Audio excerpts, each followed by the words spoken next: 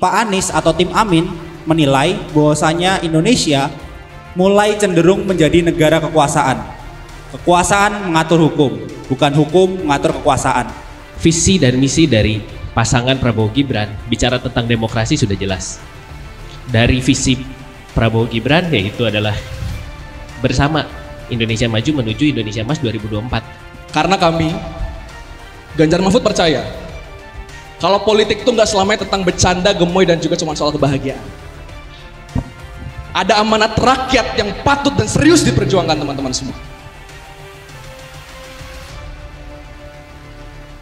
Baik teman-teman semua, kita akan mulai untuk sesi 1, di mana tadi sudah saya sampaikan bahwa pada sesi 1 ini setiap jubir akan memberikan opening speech selama 3 menit. Di mana opening speech ini akan berurutan dari cawapres dan capres pertama, kedua, dan dilanjutkan untuk yang ketiga. Baik, langsung saja kita berikan waktu kepada jubir muda kita Kang Farhan selaku jubir muda dari Anies Mohaimin. Kepada Kang Farhan, saya silakan.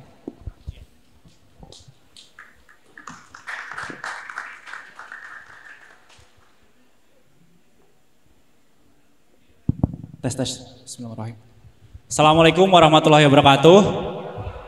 Shalom, Om Swastiastu, Namo Buddhaya, salam kebajikan, salam sejahtera untuk kita semuanya. Selamat malam. Selamat malam Bandung. Salam perubahan, salam keadilan.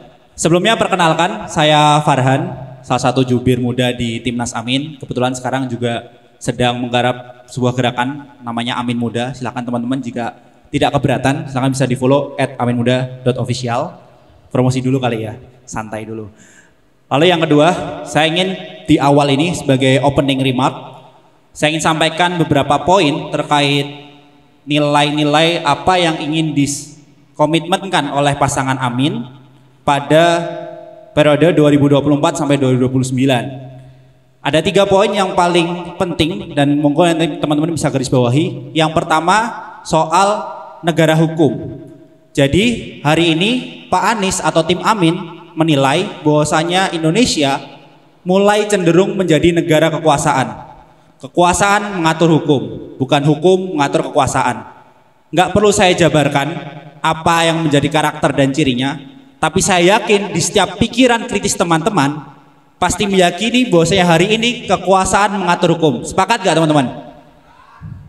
Oke, itu yang pertama. Lalu yang kedua, Pak Anies juga menyampaikan ini yang menjadi menarik buat teman-teman yang dulu aktif menjadi aktivis kampus atau kemudian suka memberikan kritik kepada pemerintah gitu ya.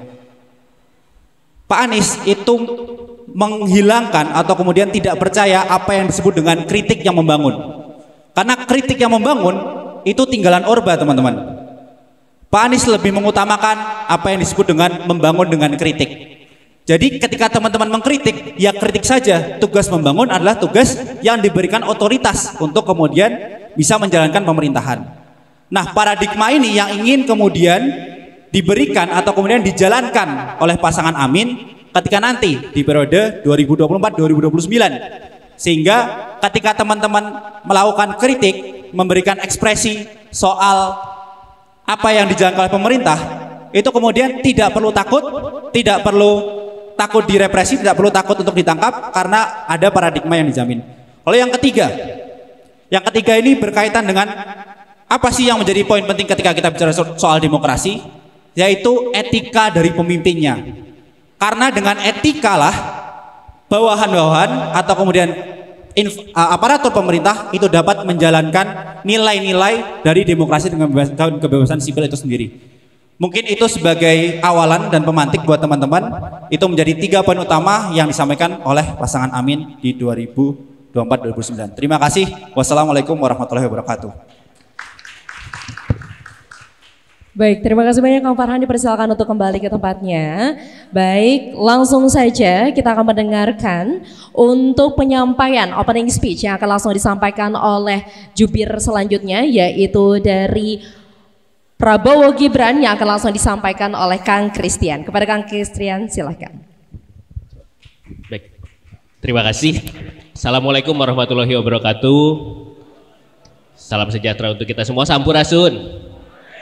Kayaknya masih kurang semangat ya ini ya para pesertanya, tapi ya karena cuacanya begini mungkin sekali lagi ya boleh ya. Sampurasun. Ya perkenalkan saya Christian Julianto Budiman dari pendukung juru bicara dari pasangan Prabowo dan juga Gibran. Visi dan misi dari pasangan Prabowo Gibran bicara tentang demokrasi sudah jelas. Dari visi Prabowo Gibran yaitu adalah bersama Indonesia Maju menuju Indonesia Emas 2024. Dari 8 misinya, dari asta citanya, misi yang pertama disebutkan adalah memperkokoh Pancasila, demokrasi dan juga hak asasi manusia. Maka dari itu sudah nggak perlu diragukan lagi kalau misalnya kita bicara soal demokrasi, karena dari 8 misi di atas dari misi-misi yang lain yang diutamakan adalah bicara tentang poin demokrasi terlebih dahulu. Kalau misalnya kita bicara lebih jauh lagi, kita menggali dari profil masing-masing calon, baik itu calon presiden maupun calon wakil presiden, mereka adalah orang-orang yang memang sudah cukup lama berkecimpung di dunia perpolitikan Indonesia, sudah sangat sering dikritik berbagai macam bentuk kritiknya, mulai dari kritik yang halus, yang sedang-sedang, sampai yang kadang-kadang kita aja ngedengarnya agak gimana gitu ya. Tapi mereka tidak melakukan langkah-langkah represif, mereka masih menerima setiap kritik dan itu membuktikan bahwa pasangan ini tidak membungkam yang namanya demokrasi. Kebebasan bicara tetap dijaga oleh kedua pasangan ini. Jadi saya pikir kalau kita bicara lebih jauh lagi tentang profil masing-masing, Pak Prabowo dengan backgroundnya yang tadinya oposisi banget, 2 periode terhadap pemerintahan yang lalu gitu yang sebelumnya, tetapi kemudian beliau bergabung, beliau menunjukkan kebesaran hati untuk melanjutkan program-program dari Pak Jokowi. Saya pikir ini menjadi pasangan yang paling ideal, yang paling rasional untuk kita dukung. Karena pasangan ini akan melanjutkan apa yang sudah baik dari pasangan dari pemerintahan Pak Jokowi 2 periode dan akan melanjutkan, menyempurnakan dari apa yang telah dilakukan, termasuk poin-poin terkait dengan demokrasi.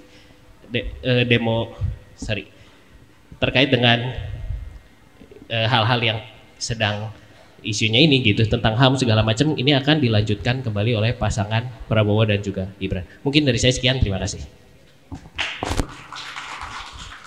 Baik, terima kasih banyak kepada jubir dari Prabowo Gibran tentunya sudah memberikan opening speech, dan kita langsung saja sambut beralih ke jubir Ganjar Mahfud yang akan langsung disampaikan oleh Kang Firdian. Kepadanya saya silakan. Assalamualaikum warahmatullahi wabarakatuh teman-teman semua. Boleh saya minta perhatian dan juga keseriusannya dulu teman-teman. Karena kami, Ganjar Mahfud percaya kalau politik itu nggak selamanya tentang bercanda, gemoy dan juga cuma soal kebahagiaan. Ada amanat rakyat yang patut dan serius diperjuangkan teman-teman semua. Hari ini permasalahan pemuda nggak bisa dikecilkan hanya dengan joget-joget semata. Hari ini permasalahan pemuda gak bisa hanya diselesaikan dengan terpilihnya cawapres dari manapun itu, atau calon pemimpin dari manapun itu yang muda tapi hasil orang dalam, kawan-kawan semua. Sepakat? Thomas Jefferson, founding father Amerika Serikat, pernah mengatakan, I am man of merit. Saya adalah manusia merit. Lee Kuan Yew, Perdana Menteri Singapura, pernah mengatakan, Singapore is a nation of merit. Negara-negara maju punya satu kesamaan di dalam prinsipnya. Bagaimana membangun negara yang adil untuk setiap orang naik level dan berkontribusi untuk bangsanya, kawan-kawan. Dan Ganjar Mahfud, saya meyakini teman-teman bahwa 2 figur ini adalah 2 figur yang besar dari nol. Bukan anak siapa-siapa, bukan keluarga siapa-siapa, bukan orang atau keluarga dengan kehidupan yang kaya raya. Merintis dari aktivisme Gemini, masuk kemudian partai PDI yang kala itu ditentang oleh Orde Baru, Kuda Tuli dan segala macamnya, menjadi anggota DPR, menjadi gubernur dan calon presiden dengan segala dinamika yang ada. Mahfud MD, tidak usah ditanya teman-teman, track recordnya lengkap. Mulai dari menjadi aktivis HMI, KAHMI, aktivis NU, kemudian menjadi Menteri Kehakiman, Menteri Pertahanan, kemudian menjadi Ketua Mahkamah Konstitusi, yang bukan menantunya siapa-siapa gitu ya. Dan kemudian terpilih jadi Menko Polhukam dan sekarang sebagai calon wakil presiden.